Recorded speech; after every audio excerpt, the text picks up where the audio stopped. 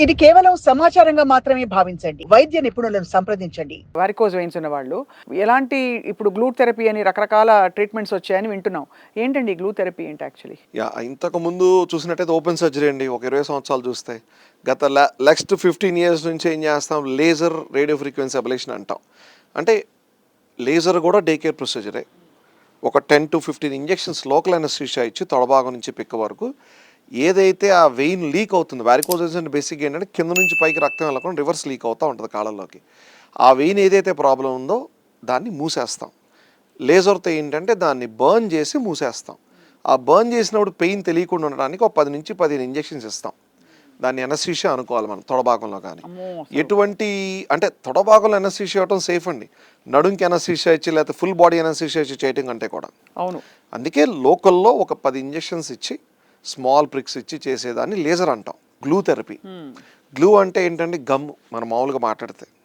అది ఇంతకు ముందు మన బాడీలో ఎక్కడన్నా బ్లీడింగ్ సర్జరీ చేసినప్పుడు బ్లీడ్ అవుతా ఉంటే మేము ఆ గ్లూని బ్లీడింగ్ ఆపటానికి వాడేవాళ్ళం ఇంటర్నల్గా, బ్లీడింగ్ కాకుండా ఉండటానికి.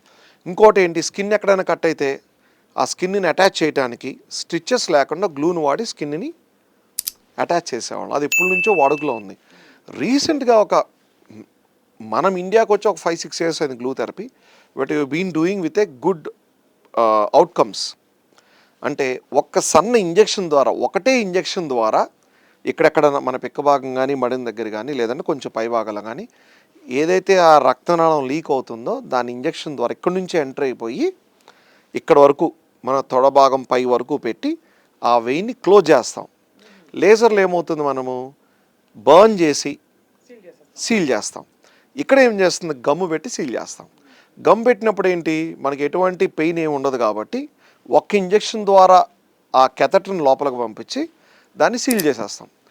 పేషెంట్ కంఫర్టబుల్ ఉంటుంది, ఎటువంటి పెయిన్ ఉండదు. లేజర్లో ఏంటి 10 నుంచి 15 ఇంజెక్షన్స్ ఇవ్వాలి, ఎందుకంటే బర్న్ చేస్తాం కాబట్టి పెయిన్ తెలియకుండా ఉండడానికి.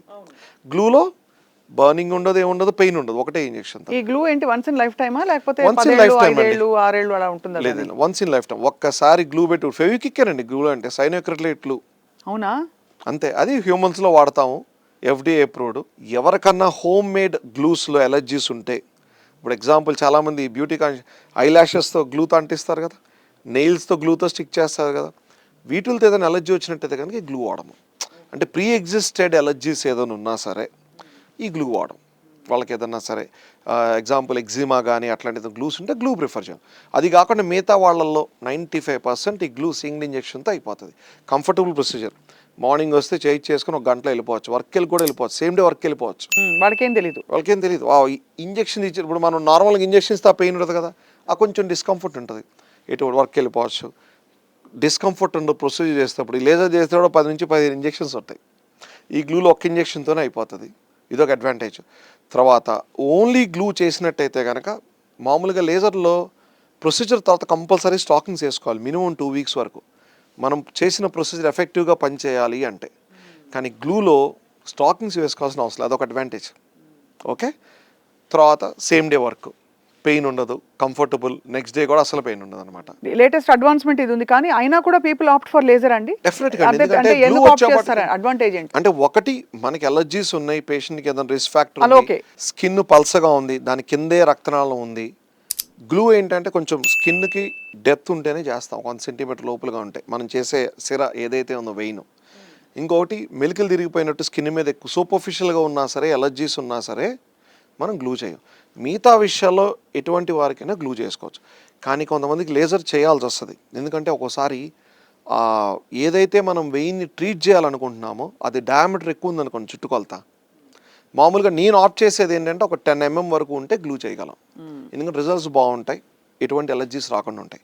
10 mm కంటే ఎక్కువ ఉంది వెయిన్, నేను I opt for a laser కానీ రేడియో ఫ్రీక్వెన్సీ అబ్లేషన్ కానీ. There is definitely A place for laser and RF. ఇంకొకటి ఏంటంటే గ్లూ వచ్చేవాటికి కొంచెం కాస్ట్ ఫ్యాక్టర్ అండి, ఎందుకంటే ఇట్స్ FDA అప్రూవ్డ్. ఓన్లీ ఒక కంపెనీ ఉంది ప్రపంచం మొత్తంగా. Okay, because they spend lot of time on it and money on it, కాబట్టి FDA approved. So that it will be on costly side. The whole kit is very costly కొంచెం. లేజర్కి వచ్చేపాటికి it's when compare to glue it's cost factor చూసుకుంటే తక్కువలో అయిపోతుంది, more accessible అవుతుంది. కొంచెం ఏంటంటే discomfort ఉంటుంది, but still both are equally effective, both are very good results. You don't need to think glue మంచిది కదా, లేజర్ మంచిది కదా. రెండు మంచివే, రెండు మంచి ట్రీట్మెంట్సే. పేదవాడి పక్షాన నిలబడతాం, ప్రజా గొంతుకై నినదిస్తాం. వాయిస్ ఆఫ్ వాయిస్లెస్, తెలుగువారి మనస్సాక్షి, సాక్షి టీవీ. సాక్షి టీవీ ప్రసారాల కోసం మీ స్థానిక కేబుల్ ఆపరేటర్ను వెంటనే సంప్రదించండి.